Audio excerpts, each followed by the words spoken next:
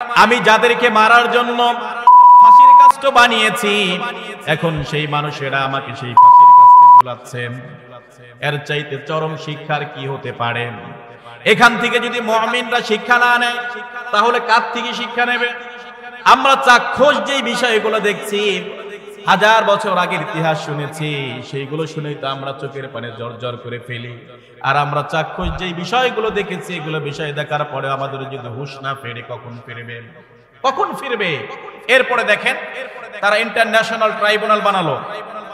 বানানোর পরে যখন জামাতের নেতাগুলোদেরকে ফাঁসির কাস্টে ঝুলানো হয়, ফাঁসির আগের দিনের রাতের ঘটনাগুলো আপনারা একটু খেয়াল করেন, আর এই সময়ের ঘটনাগুলো একটু মিলান, দেখেন মেলে কিনা। ফাঁসির আগে রাতের ঘটনায় শাহবাগ চত্বরে কিছু নাস্তিক মুরতাদদেরকে দাঁড় করিয়ে তারা মশাল স্লোগান দিয়েছে, আর ফাঁসি চাই বলে সেখানে স্লোগান দেওয়া হয়েছে। দিছে কি দেয় নাই? দেখেন ইতিহাসের পুনরাবৃত্তি। যেই দিন ফাঁসি হবে তার আগের রাতে সেম একই জায়গায় আবার বাংলার তৌহিদি জনতা সব মানুষ একযোগে আবার মিছিল শুরু করলো, ফাঁসি চাই, হাসিনার ফাঁসি চাই। খালি ফাঁসি চাই না, তারা কৃত্রিম হাসিনাকে বানিয়ে ফাঁসির কাজটা অলরেডি ঝুলিয়ে ফেলছে সেখানে। তার মানে ইতিহাস আপনাকে জানতে হবে, শিখতে হবে এখান থেকে। ইতিহাস এটা চরম প্রতিশোধ নেয়।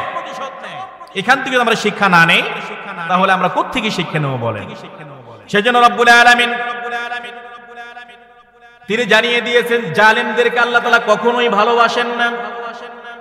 জালেম যারা, তাদেরকে আল্লাহ তাআলা কখনোই ভালোবাসেন না। সূরাতুল আলে ইমরান আয়াত নাম্বার 57 রব্বুল আলামিন জানিয়ে দেন, ওয়াল্লাহু লা ইউহিব্বুল যালিমিন। কখনোই জালেমদেরকে কি করেন না? ভালোবাসেন। আর আল্লাহর ভালোবাসা না থাকলে পৃথিবীতে টিকে থাকার কোনো অধিকার থাকবে তার? হ্যাঁ বলেন তো দেখি, আল্লাহর ভালোবাসা যদি না থাকে টিকে থাকার কোনো অধিকার থাকবে? বড় আশ্চর্য হয়ে যায়, যেই মানুষটাকে ফাঁসির কাস্টে ঝোলানোর জন্য এত পায়তারা করেছে, কিন্তু তিনি তাকে ফাঁসি দিয়ে মারতে পারে নাই। ওই দিন যার ফাঁসির রায় দেওয়া হয়েছিল, এই রায়ের প্রতিবাদে প্রায় 2 শতাধিক ছাত্র শিবিরের কর্মীরা রাস্তায় তাদের জীবন দিয়েছে প্রতিবাদ করতে গিয়ে। আর যাকে ফাঁসি দিলাম, দেশে টিকে থাকার জন্য এত কিছু করলাম, ওনার ফাঁসির রায়ের দিন একজন কর্মীও রাস্তায় বের হয়নি। এখান থেকে আপনি কি শিক্ষা নেবেন? তার মানে আল্লাহ তাআলা যে বলেছেন, আল্লাহু লা ইউহিব্বুয যালিমিন, আল্লাহ জালেমদেরকে ভালোবাসেন না, আল্লাহ মুমিনদেরকে ভালোবাসেন। মুমিন যারা আল্লাহর রাস্তায় জীবন দেয়, তাদের জন্য প্রত্যেকটা মুমিনের হৃদয় কাঁদে কি কাঁদে না? জোরে বলেন, কাঁদে কি কাঁদে না?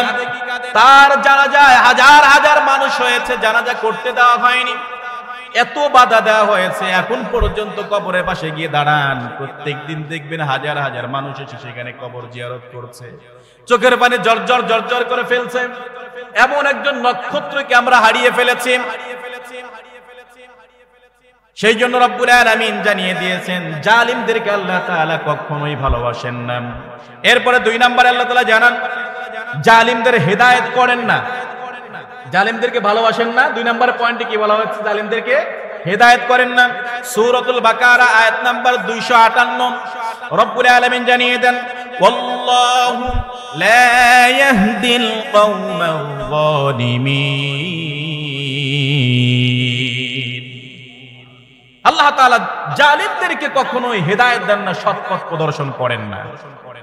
জালিমদেরকে যে হেদায়েত দেন না, এটা তার জ্বলন্ত প্রমাণ আমরা দেখছি। এত কিছু করার পরে অনুতপ্ত হওয়ার প্রয়োজন ছিল কি ছিল না? জোরে বলেন, ছিল কি ছিল না? তারা কি অনুতপ্ত হয়েছে? আর কি করতেছে? দেশে এসে ইউনূসকে ফাঁসিতে ঝুলাবে। আমি শুরুতে একটি আয়াত তেলাওয়াত করি, সূরাতুল ইব্রাহিম 42 নম্বর আয়াত। আল্লাহ তাআলা এখানে বিশ্বনবী সাল্লাল্লাহু আলাইহি ওয়াসাল্লামকে লক্ষ্য করে বলেন, ওয়ালা তাহসাবান্নাল্লাহা গাফিরান আম্মা ইয়ামালুয যালিমুন। হে নবী, আপনি তাদেরকে জানিয়ে দিন, যারা জুলুম করে, জালিমদের ব্যাপারে আল্লাহ গাফেল নন। জালিমদের ব্যাপারে কি আল্লাহ গাফেল? জানেন না? যারা জুলুম করতেছে তাদের ব্যাপারে আল্লাহ জানেন না? হ্যাঁ, জালিমদের ব্যাপারে জানেন কি জানেন না? আল্লাহ জানেন। এরপরে ইনশাআল্লাহ কি বলছেন দেখেন, ইন্নামা ইয়াখিরুহুম লিয়াউমিন তাশখাসু, আল্লাহ তাআলা তাদেরকে একটি সময় দিয়েছে, ছেড়ে দিয়েছে কিন্তু ছাড় দেয়নি। আল্লাহ তাআলা তাদেরকে হালকা কিছু সময় দিয়েছে, কিন্তু আল্লাহ তাআলা কি করেননি, একবারে ছেড়ে দেয়নি, ধরে রেখেছেন। লিয়াউমিন তাশখাসু ফীহিল আবসার, সেই দিন পর্যন্ত যখন তাদের চক্ষুগুলো স্থির হয়ে যাবে। চক্ষুগুলো কি হয়ে যাবে, স্থির হয়ে যাবে। সেই সময় পর্যন্ত আল্লাহ তাদেরকে জালেমদেরকে ছাড় দিয়েছে। আজকে যে টপিক নিয়ে কথা বলবো খুবই গুরুত্বপূর্ণ একটা টপিক। সারা জীবন আমরা যারা ইতিহাস পড়েছি, ইতিহাস শুনেছি, অসংখ্য ইতিহাস শুনে শুনে আমরা বড় হয়েছি। পৃথিবীর ইতিহাস, পৃথিবীর পূর্বের জামানার ইতিহাস, শুরু থেকে নিয়ে মানুষের শুরু থেকে নিয়ে যারা আস্তে আস্তে আল্লাহকে ছেড়ে তারা নিজেদের মত, নিজেদের পথ, নিজেদের আদর্শকে বাস্তবায়ন করার জন্য যুগে যুগে যে রকম পরিশ্রম করে গিয়েছে, বিভিন্ন জাতির উপরে তাদের যে জুলুম চাপিয়ে দিয়েছে, তাদের পরিণতিগুলো আমরা শুনেছি। তাদের পরিণতিগুলো কি করেছে আমরা শুনেছি। এটা হয়তো নবীর মাধ্যমে শুনেছি, হয়তো কোরআনের মাধ্যমে শুনেছি, অথবা বিভিন্ন ঘটনার মাধ্যমে এগুলো শুনেছি। এগুলো শোনেননি আপনারা? কিন্তু আজকে আমরা এমন একটা বাস্তবতার সম্মুখীন হয়েছি, এমন একটা ইতিহাসের সম্মুখীন আমরা হয়েছি, ইতিহাসকে আমরা স্বচক্ষে দেখছি, যেটা আসলে সেই ইতিহাসগুলোকে ম্লান করে দেয় আমাদের ইতিহাসের কাছে। সেজন্য এমন একটি আয়াত আমি আজকে বেছে নিয়েছি যে কথা বলবো বাস্তবতার নিরিখে, কারণ এগুলো না বললে আমাদের বুঝে আসবে না, আমাদের ঈমানগুলো ঠিকঠাক হবে না, আসলে আমরা কোন রাস্তায় চলছি। আল্লাহ তাআলা সেজন্য সূরাতুল ইব্রাহিমে জানিয়ে দিয়েছেন যে সেই সকল মানুষদের কথা, তাদেরকে আমি অবকাশ দিয়েছি, সময় দিয়েছি, কিন্তু একটা সময় তাদের কি করব, পাকড়াও করব। আর যখন আল্লাহ পাকড়াও করবে তখন আর কোনো সুযোগ থাকবে? থাকবে কি? সেজন্য রব্বুল আলামিন জালিমদের ব্যাপারে জানিয়ে দেন, ওয়ালা তাহসাবান্নাল্লাহা গাফিলান আম্মা ইয়ামালুল যালিমুনা ইন্নামা ইউখিরুহুম লিয়াউমিন তাশখাসু ফীহিল আবসার। আল্লাহ তাআলা জানিয়ে দিয়েছেন, এখন এই জালেমরা যা কিছু করেছে আল্লাহকে তোমরা তা থেকে গাফেল নয়, অর্থাৎ যা কিছু তোমরা করছো আল্লাহ রাব্বুল আলামিন এর থেকে গাফেল নয়, সবকিছু তিনি জানেন। ইন্নামা ইয়াখিরুকুম লিয়াউমিন তাশখাসু ফীহিল আবসার, সেই দিন পর্যন্ত তোমাদেরকে রব্বুল আলামিন ছেড়ে দিয়েছে যেই দিন তোমাদের চক্ষুগুলো স্থির হয়ে যাবে, আর কোনো কাজ করবে না। চোখ স্থির হয়ে গেছে মানে কি, আর কোনো কিছুই কাজ করছে না, সেই দিন পর্যন্ত অবকাশ দেওয়া হয়েছে। আর যেই সময় আল্লাহ রাব্বুল আলামিন তোমাদেরকে পাকড়াও করবে, আর আল্লাহ যখন ধরবে তার ধরা খুবই ভয়ঙ্কর হবে, তার ধরা খুবই ভয়ঙ্কর হয়। আলীমুন শাদীদ, যন্ত্রণাদায়ক শাস্তি আল্লাহ তাআলা তাদের জন্য রেখে দিয়েছেন। সেজন্য আমরা কথা শুনবো আজকে জালিমদের পরিণতি নিয়ে কোরআন এবং হাদিস থেকে। এটা আমাদের মৌখিক কোনো কথা নয়, আমরা সরাসরি জালিমদের ব্যাপারে কোরআন এবং হাদিস থেকে জানার চেষ্টা করব ইনশাআল্লাহ। আমরা দেখেছি, ইতিহাস পড়েছি, ইতিহাস দেখছি এখন জালিমদের পরিণতি কি ভয়ঙ্কর হতে পারে। আমি এই টপিকটা এই জন্য টানলাম, আমরা গত এক সপ্তাহ যেই কঠিন একটা বাস্তবতার সম্মুখীন আমরা হয়েছি, ইতিপূর্বে বাঙালি জাতি এরকম কোনো বাস্তবতার সম্মুখীন হয়েছে? কথা বলেন। কত বাংলাদেশের ইতিহাস কত বছরের? 54 বছরের ইতিহাস। এর পূর্বে বাংলাদেশ ছিল? আমাদের বাংলাদেশ ছিল, কিন্তু এই নামে ছিল না, অন্য একটা দেশের সাথে আমরা সংযুক্ত ছিলাম। কিন্তু 54 বছরে যারা এই দেশে এসেছে, যারাই এসেছে জাতির কল্যাণের জন্য কাজ করার স্লোগান দিয়ে তারা এসেছে, কিন্তু জাতির কল্যাণের স্লোগান দিয়ে তারা যখন ক্ষমতার চেয়ারে বসে পড়ে, এরা জাতির কল্যাণের চাইতে জাতির ক্ষতি করতে বেশি ব্যস্ত হয়ে পড়েছে, ঠিক কিনা? কিন্তু আল্লাহ রাব্বুল আলামিন তাদের সম্পর্কে জানিয়ে দিয়েছেন, তোমাদেরকে নির্ধারিত সময় দেওয়া হয়েছে। যারা জুলুম করে তারা নির্ধারিত টার্গেট পর্যন্ত সময় নিয়ে নেয়। কোন পর্যন্ত টার্গেট নিয়েছিল বলেন তো দেখি? কয় সাল? 41 সাল টার্গেট নিয়েছিল, কিন্তু আল্লাহ তাআলা সেই পর্যন্ত যেতে দেয়নি। আল্লাহ তাআলা নির্ধারিত সময়ে তাদেরকে পাকড়াও করেছেন। সেই জন্য জানিয়ে দিয়েছেন ইন্নামা ইয়াখিরুহুম লিয়াউমিন তাশখাসু ফীহিল আবসার। আমরা কঠিন বাস্তবতার সম্মুখীন আজ হলাম। এখান থেকে যদি আপনি শিক্ষা না নেন, এখান থেকে যদি ফিরে না আসেন, তাদের পরিণতি যেমন হয়েছে এর চাইতে আরো ভয়ঙ্কর পরিণতি সামনে অপেক্ষা করছে। যদি এখান থেকে শিক্ষা না নেন, বাস্তবতা আপনি দেখুন, চরম বাস্তবতা। আপনি বলবেন যে হুজুর এইসব বিষয় কেন কথা বলছেন? কারণ এটা না বললে আপনি জানবেন না পৃথিবী কিভাবে তার প্রতিশোধ গুলো নেয়।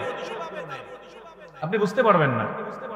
পৃথিবী এমন একটা জায়গা যেখানে আপনি যত জুলুমি করেন না কেন, পৃথিবী তার প্রতিশোধ দুনিয়াতেই নিয়ে নিবে। এরপর আখিরাত তো আছেই, আখিরাতে আছেই।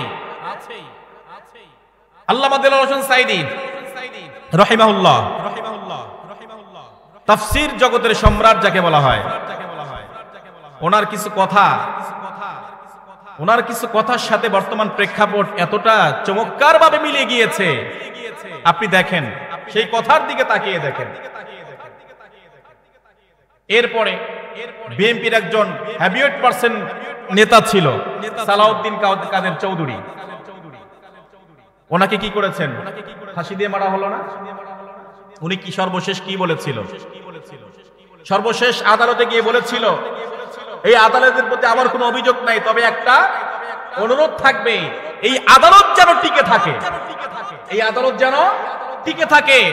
আর যদি এই আদালত টিকে থাকে, কোনো না কোনো দিন এই আদালতে আজকে যারা আমার বিচার করছে তাদের বিচার হবে। আজকে দেখেন তাদের বিচার হচ্ছে কি হচ্ছে না? হ্যাঁ, তার মানে আমি যাদেরকে মারার জন্য ফাঁসির কাষ্ট বানিয়েছি, এখন সেই মানুষেরা আমাকে সেই ফাঁসির কাস্টে ঝুলাচ্ছেন। এর চাইতে চরম শিক্ষার কি হতে পারে? এখান থেকে যদি মুমিনরা শিক্ষা না নেয়, তাহলে কার থেকে শিক্ষা নেবে? আমরা চাক্ষুষ যে বিষয়গুলো দেখছি, হাজার বছর আগের ইতিহাস শুনেছি, সেইগুলো শুনেই তো আমরা চোখের পানে জর্জর করে ফেলি। আর আমরা চাক্ষুষ যে বিষয়গুলো দেখেছি, এগুলো বিষয় দেখার পরে আমাদের যদি হুঁশ না ফেরে, কখন ফিরবে? কখন ফিরবে? এরপরে দেখেন, তারা ইন্টারন্যাশনাল ট্রাইব্যুনাল বানালো। বানানোর পরে যখন জামাতের নেতাগুলোদেরকে ফাঁসির কাস্টে ঝুলানো হয়, ফাঁসির আগের দিনের রাতের ঘটনাগুলো আপনারা একটু খেয়াল করেন, আর এই সময়ের ঘটনাগুলো একটু মিলান, দেখেন মেলে কিনা। ফাঁসির আগে রাতের ঘটনায় শাহবাগ চত্বরে কিছু নাস্তিক মুরতাদদেরকে দাঁড় করিয়ে তারা মশাল স্লোগান দিয়েছে, আর ফাঁসি চাই বলে সেখানে স্লোগান দেওয়া হয়েছে। দিছে কি দেয় নাই? দেখেন ইতিহাসের পুনরাবৃত্তি। যেই দিন ফাঁসি হবে তার আগের রাতে সেম একই জায়গায় আবার বাংলার তৌহিদি জনতা সব মানুষ একযোগে আবার মিছিল শুরু করলো, ফাঁসি চাই, হাসিনার ফাঁসি চাই। খালি ফাঁসি চাই না, তারা কৃত্রিম হাসিনাকে বানিয়ে ফাঁসির কাজটা অলরেডি ঝুলিয়ে ফেলছে সেখানে। তার মানে ইতিহাস আপনাকে জানতে হবে, শিখতে হবে এখান থেকে। ইতিহাস এটা চরম প্রতিশোধ নেয়। এখান থেকে আমরা শিক্ষা না নেই, তাহলে আমরা কোত্থেকে শিক্ষা নেব বলেন? সেজন্য রব্বুল আলামিন তিনি জানিয়ে দিয়েছেন, জালেমদেরকে আল্লাহ তাআলা কখনোই ভালোবাসেন না। জালেম যারা, তাদেরকে আল্লাহ তাআলা কখনোই ভালোবাসেন না। সূরাতুল আলে ইমরান আয়াত নাম্বার 57 রব্বুল আলামিন জানিয়ে দেন, ওয়াল্লাহু লা ইউহিব্বুল যালিমিন। কখনোই জালেমদেরকে কি করেন না? ভালোবাসেন। আর আল্লাহর ভালোবাসা না থাকলে পৃথিবীতে টিকে থাকার কোনো অধিকার থাকবে তার? হ্যাঁ, বলেন তো দেখি। আল্লাহর ভালোবাসা যদি না থাকে, টিকে থাকার কোনো অধিকার থাকবে? বড় আশ্চর্য হয়ে যায়, যেই মানুষটাকে ফাঁসির কাস্টে ঝোলানোর জন্য এত পায়তারা করেছে, কিন্তু তিনি তাকে ফাঁসি দিয়ে মারতে পারে নাই। ওই দিন যার ফাঁসির রায় দেওয়া হয়েছিল, এই রায়ের প্রতিবাদে প্রায় 2 শতাধিক ছাত্র শিবিরের কর্মীরা রাস্তায় তাদের জীবন দিয়েছে প্রতিবাদ করতে গিয়ে। আর যাকে ফাঁসি দিলাম, দেশে টিকে থাকার জন্য এত কিছু করলাম, ওনার ফাঁসির রায়ের দিন একজন কর্মীও রাস্তায় বের হয়নি। এখান থেকে আপনি কি শিক্ষা নেবেন? তার মানে আল্লাহ তাআলা যে বলেছেন, আল্লাহু লা ইউহিব্বুয যালিমিন, আল্লাহ জালেমদেরকে ভালোবাসেন না, আল্লাহ মুমিনদেরকে ভালোবাসেন। মুমিন যারা যারা আল্লাহর রাস্তায় জীবন দেয় তাদের জন্য প্রত্যেকটা মুমিনের হৃদয় কাঁদে কি কাঁদে না? জোরে বলেন, কাঁদে কি কাঁদে না?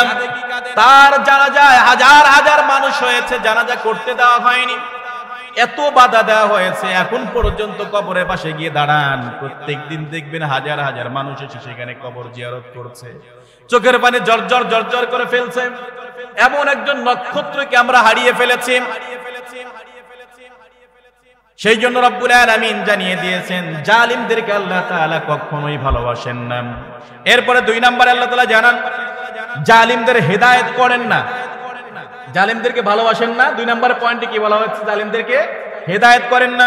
সূরাতুল বাকারা আয়াত নাম্বার 258 রব্বুল আলামিন জানিয়ে দেন ওয়াল্লাহু লা ইয়াহদিল কওমাল যালিমিন। আল্লাহ তাআলা জালিমদেরকে কখনোই হেদায়েত দেন না, সৎ পথ প্রদর্শন করেন না। জালিমদেরকে যে হেদায়েত দেন না এটা তার জ্বলন্ত প্রমাণ আমরা দেখছি। এত কিছু করার পরে অনুতপ্ত হওয়ার প্রয়োজন ছিল কি ছিল না? জোরে বলেন, ছিল কি ছিল না? তারা কি অনুতপ্ত হয়েছে? আর কি করতেছে? দেশে এসে ইউনূসকে ফাঁসিতে ঝুলাবে, বলে কি বলে না? অডিও রেকর্ড অনেক ফাঁস হচ্ছে। দেশে এসে ইউনূসকে আবার দেশের ক্ষমতায় ঢুকবে, এসে আবার ফাঁসিতে ঝুলাবে। তার মানে তাদের অন্তরে, তাদের হৃদয়ে আল্লাহ তাআলা হেদায়েতের বাণী ঢুকায় নাই, কখনোই হেদায়েত প্রাপ্ত তারা হবে না। সেই জন্য আল্লাহ তাআলা জানিয়ে দিয়েছেন তারা কখনো হেদায়েত প্রাপ্ত হবে না। এরপরে রব্বুল আলামিন জানিয়ে দেন জালিমরা কখনো সফল হয় না, জালিমরা কখনো সফল হয় না। এই প্রসঙ্গে সূরাতুল আনআমের 135 নম্বর আয়াতে আল্লাহ তাআলা জানিয়ে দেন ইন্নাহু লা ইউফলিহুল যালিমুন। জালিমরা কখনোই সফল কাম হয় না। জালিমরা অনেক প্ল্যান করে, এত বছর টার্গেট নিয়েছে, এই করব সেই করব, কিন্তু সেই পর্যন্ত তারা যেতে পারে না। তার আগেই আল্লাহ তাআলা থাপ্পড় দিয়ে ক্ষমতার থেকে নামিয়ে দেয়। চিল্লা বলেন ঠিক কিনা? সেজন্য তারা কখনো সফল কাম হবে না। আল্লাহ তাদের কখনো সফলতা দেবে না। আপনি সাময়িক সময়ের জন্য দেখবেন তারা সফল হয়েছে, কিন্তু পরক্ষণেই আল্লাহ তাদের সাথে মাটির সাথে মিশিয়ে দেবে। এটাই আল্লাহ তাআলার বাস্তব শিক্ষা।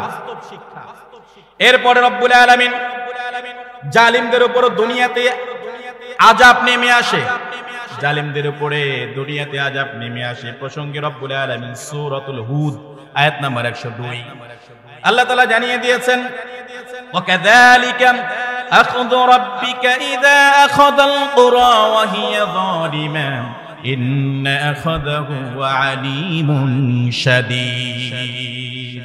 আল্লাহ তাআলা জানিয়ে দেন হে নবী, তোমার প্রতিপালক যখন কোন জনপদ তাদের অধিবাসীদের জুলুমের কারণে পাকড়াও করেন, তোমার অধিবাসী এবং কোন জনপদকে রব্বুল আলামিন যখন তাদের জুলুমের জন্য পাকড়াও করেন, আর আল্লাহ তাআলার পাকড়াও বড় কঠিন হয়। আল্লাহ তাআলার পাকড়াও কি হয়? বড় কঠিন হয়। নিশ্চয়ই আল্লাহ তাআলা যাদেরকে পাকড়াও করেন তাদের অত্যন্ত বেদনাদায়ক শাস্তির সম্মুখীন আল্লাহ তাআলা তাদেরকে করবেন। অত্যন্ত বেদনাদায়ক শাস্তি যখন আল্লাহ তাআলা পাকড়াও করে, তখন আর কোনো সুযোগ থাকে না। সেজন্য রব্বুল আলামিন জানিয়ে দেন জালিমদের উপর দুনিয়াতে আযাব নেমে আসে। তারা দুনিয়াতে আযাব ভোগ করতে থাকে, আযাব ভোগ করতে করতে করতে একটা সময় দুনিয়া থেকে শেষ হয়ে যায়। আর জালিমদের মৃত্যুর যন্ত্রণা বড় ভয়ানক হয়। জালিম যারা তাদের মৃত্যুর যন্ত্রণাটাও খুবই ভয়ানক হয়। এই প্রসঙ্গে রব্বুল আলামিন সূরাতুল আনআমের 93 নম্বর আয়াতে জানিয়ে দেন ওয়ালাউ তারা ইযিল যালিমুনা ফি গামারাতিল মাউতি ওয়াল বাসিতু আইদিহিম আখরিজু আনফুসাকুম আল ইয়াওমা তুজসাউনা আযাবাল হুনি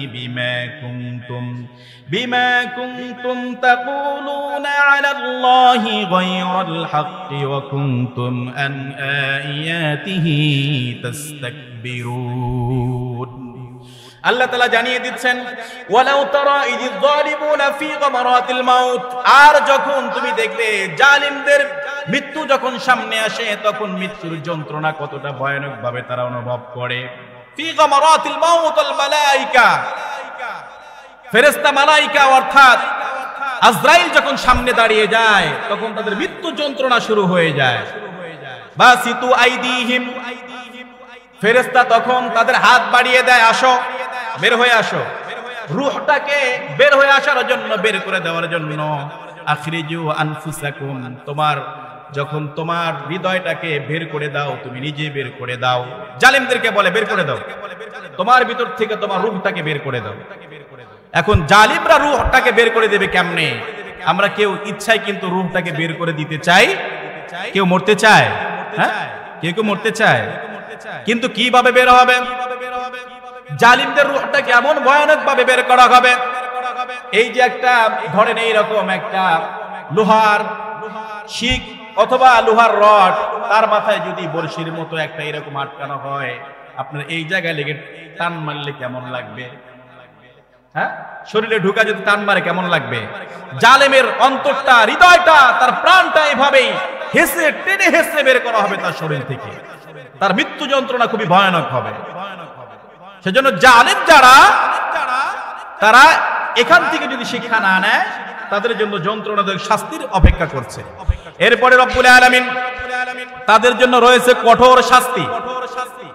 কেবলমাত্র মৃত্যু যন্ত্রণা এখানে শেষ না, তাদের জন্য কঠোর শাস্তি রয়েছে। এই প্রসঙ্গে সূরাতুল জুখরুফ আয়াত নাম্বার 65 রব্বুল আলামিন জানিয়ে দেন, ফাওয়াইলুল লিল্লাযীনা যালামু মিন আযাবি ইয়াউমিন আলীম।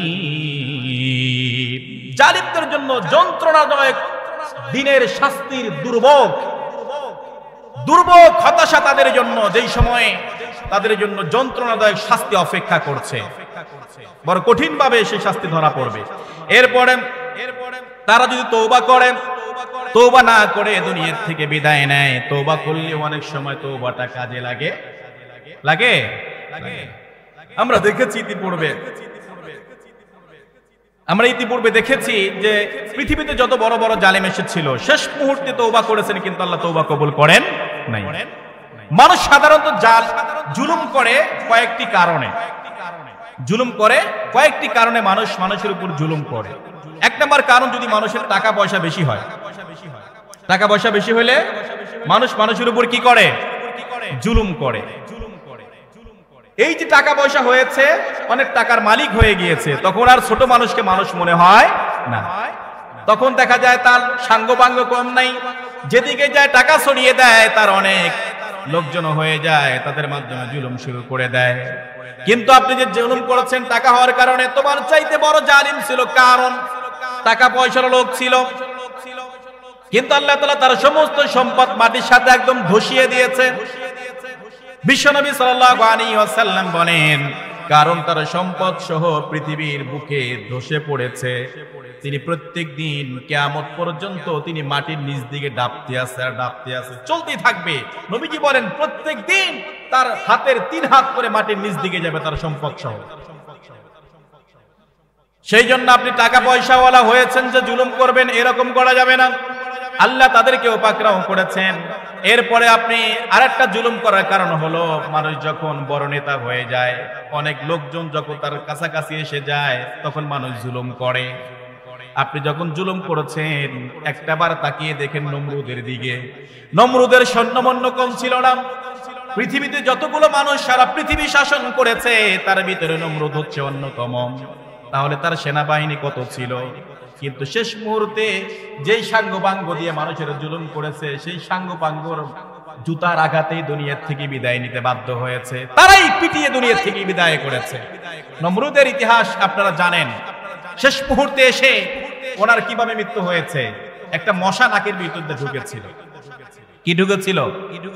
মশা নাকের ভিতরে ঢুকেছিল। ইব্রাহিম আলাইহিস সালামের সাথে যুদ্ধে মেতেছিল নমরুদ। ইব্রাহিম নবীকে বললেন, তোমার আল্লাহর বাহিনীকে নিয়ে আসো, আমি তাদের সাথে কি করব? যুদ্ধ করব।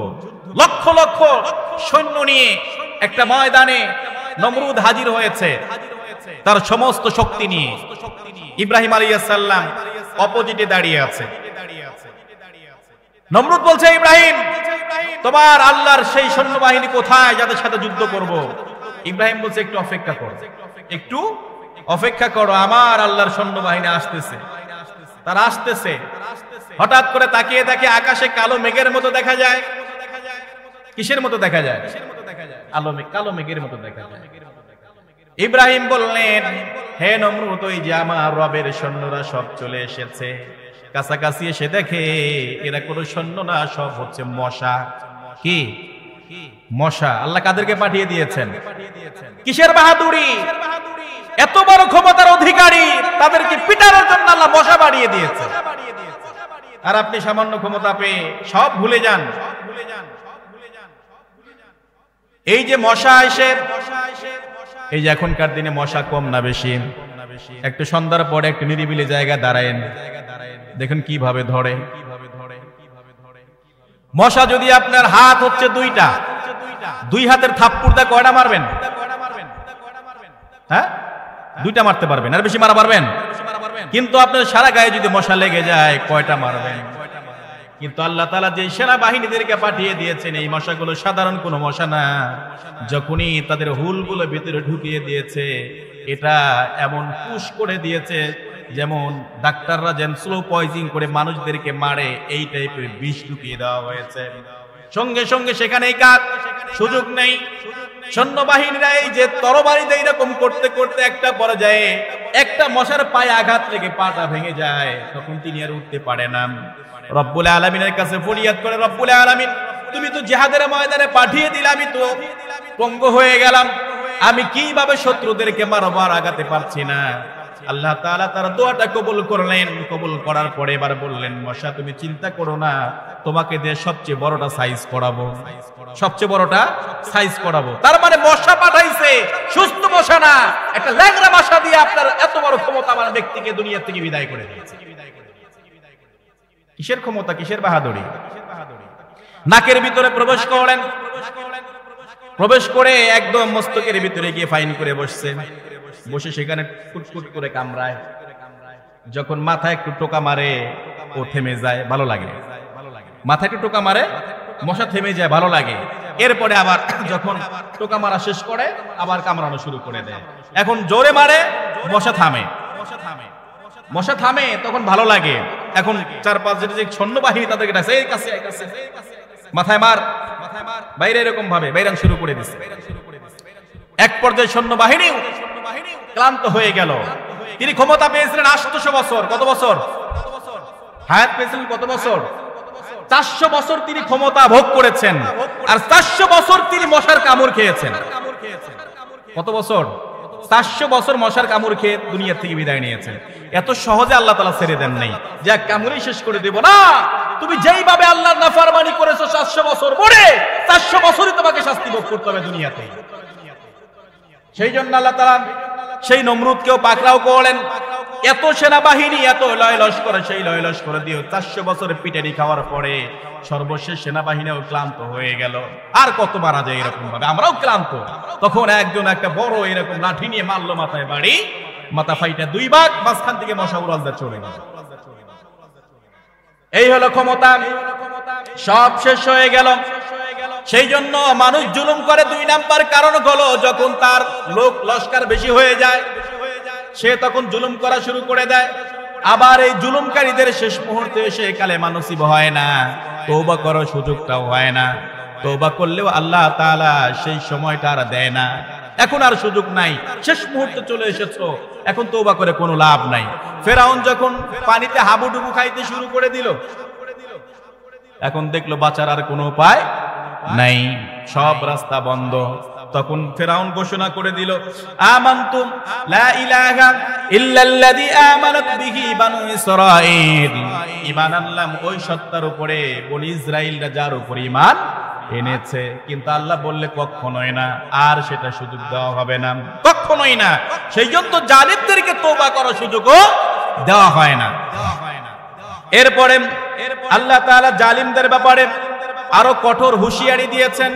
নির্ধারিত সময় যখন চলে আসবে তখন তোমাদেরকে পাকড়াও করা হবে।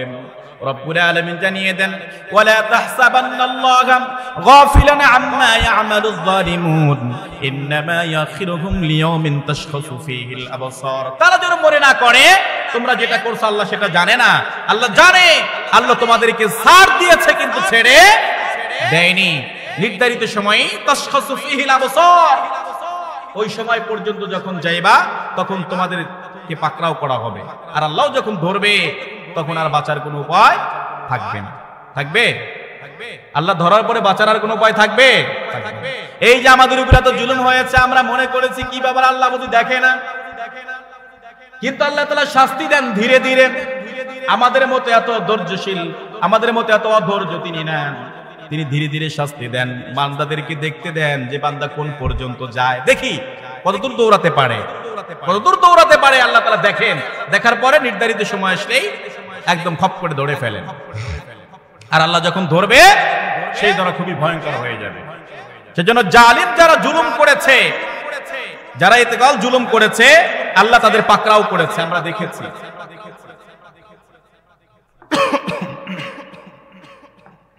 এর জ্বলন্ত উদাহরণ আমরা গত সপ্তাহে দেখেছি কিভাবে পাকড়াওটা হয়েছে, কিভাবে পাকড়াওটা হয়েছে। ছোট্ট একটা ঘটনা শেয়ার করছি। এটা আপনার ঈমান, যেহেতু আমরা মুসলিম, আমরা সারা জীবন ইসলামের পক্ষে থাকবো, সারা জীবন ইসলামের কথা শুনবো, ইসলামের পথে ইসলামের বিধানগুলো মানার চেষ্টা করব, না অন্য কোনো বিধান মানবেন? হ্যাঁ, ইসলামের পক্ষে থাকার প্রয়োজন আছে না নাই? আর যারা ইসলামের কথা বলে তাদের পক্ষে থাকার প্রয়োজন আছে না নাই? এদেশের বিশ্ববরেণ্য মুফাসসিরকে যখন জেলখানায় বন্দী করা হয়েছিল, ওনার তিনজন বিয়াই, ওরা তিনজনই হচ্ছে এদেশের সূর্য সন্তান। এক নম্বর হচ্ছে আল্লামা দিলওয়ার হোসেন সাইদি, আর এক নম্বর হচ্ছে সৈয়দ কামাল উদ্দিন জাফরি, নাম শুনেছেন? কামাল উদ্দিন জাফরি নাম শুনেছেন? আর একজন হচ্ছে ডক্টর মুফতি কাজী ইব্রাহিম। কামাল উদ্দিন জাফরি, কাজী ইব্রাহিম দুজনেই আছেন, দুজনেই আছেন, কিন্তু সাইদি সাহেব চলে গিয়েছে। তারা তিনজনে বিয়াই, তিনজনেই বিয়াই। দেখেন আলেমদের সাথে আলেমদের কি সম্পর্ক, আলেমদের সাথে আলেমদের কি সম্পর্ক। কামাল উদ্দিন জাফরি ওনার মেয়েকে বিয়ে করেছে সাইদি সাহেবের ছেলে, আর কাজী ইব্রাহিম ওনার মেয়েকে বিয়ে করেছে কামাল উদ্দিন জাফরির ছেলে। সেই সূত্রে তারা তিনজনে বিয়াই। তো কামাল উদ্দিন জাফরি একটা কথা বলতেছিল একটা প্রোগ্রামে, শেখ সেলিম ছিল তদানীন্তন সরকারের একজন খুব হ্যাবিয়েট পার্সন নেতা এবং শেখ পরিবারের একজন সদস্য। তো ওই শেখ সেলিমের ওয়াইফ আবার জাফরি সাহেবের খুব ভক্ত ছিল। ভক্ত থাকা অবস্থায় তিনি কি করেছেন, যে ওই সময় ওনাকে একবার দাওয়াত করেছেন বাড়িতে। জাফরি সাহেব বলতেছে যে আমাকে দাওয়াত করলো, তো আমার কেমন যেন মনে হলো তাহলে আজকে যেহেতু শেখ পরিবার এরা সবাই কাছাকাছি লোক, আমি সাইদি সাহেবের বিষয়টা একটা আলোচনা তুলব। তখন খানা পিনা শেষ, এক পর্যায়ে জাফরি সাহেব ওনার সাথে সাক্ষাতের জন্য একটু সময় চাইলেন। তখন শেখ সেলিম সাহেব অমনি বললেন যে আমি বুঝতে পেরেছি হুজুর কি বলবে, আমি বুঝতে পেরেছি হুজুর কি বলবে, তবে এই কথা বলে আমার সাথে কোনো লাভ হবে না। সাইদি সাহেবের টোটাল ফাইলটাই শেখ হাসিনার হাতে। কার হাতে? আইন আদালত সব হাতে সরকারের। একজন ব্যক্তির কণ্ঠটাকে স্তব্ধ করে দেওয়ার জন্য গোটা আলেম সমাজকে তিনি হয়রানি করেছেন। এটা তার বুদ্ধিতে না, সরাসরি ভারতের মদত পেয়ে। কারণ সাইদি সাহেব টোটালি বাংলাদেশের পক্ষ হয়ে কথা বলার চেষ্টা করেছে সবসময়। তিনি বুঝাতে চেয়েছেন ভারত আমাদের বন্ধু নয়, তারা মুশরিক, সারা জীবন মুসলমানদের শত্রু। এই কথাটা তারা মেনে নিতে চায় নাই, যার কারণে হাসিনা দিয়ে সাইদি সাহেবকে ফাঁসি দেওয়ার জন্য পায়তারা শুরু করে দিয়েছিল। ঠিক কিনা? কিন্তু বড় আশ্চর্য বিষয় দেখেন, অবাক হয়ে গেছি আমরা। এখন আমরা সেই বিষয়গুলো দেখছি। এখন আপনি বলবেন যে হুজুর এই কথাগুলো কেন বলেন বারবার? এই কথাগুলো বলার উদ্দেশ্য এটাই, আমরা বাস্তব চাক্ষুষ দেখছি ইতিহাসগুলো, ইতিহাসের পটভূমি পরিবর্তন দেখছি। এখান থেকে শিক্ষা না নেন, সেই জালিমদের কাছ থেকে শিক্ষা না এনে যদি সেই একই জায়গায় আপনি কাজ করার চেষ্টা করেন, যেভাবে তাদের পতন হয়েছে এর চাইতে ভয়ঙ্কর কিছু আপনার জন্য অপেক্ষা করছে। ঠিক কিনা? আমি একটা বাহির থেকে কথা বলিনি, সরাসরি কোরআন থেকে বলেছি। আল্লাহ এই কথাই বলছেন যে আল্লাহ ছাড় দেন কিন্তু ছেড়ে দেন না, নির্ধারিত সময় আসলে আল্লাহ ধরে ফেলবেন।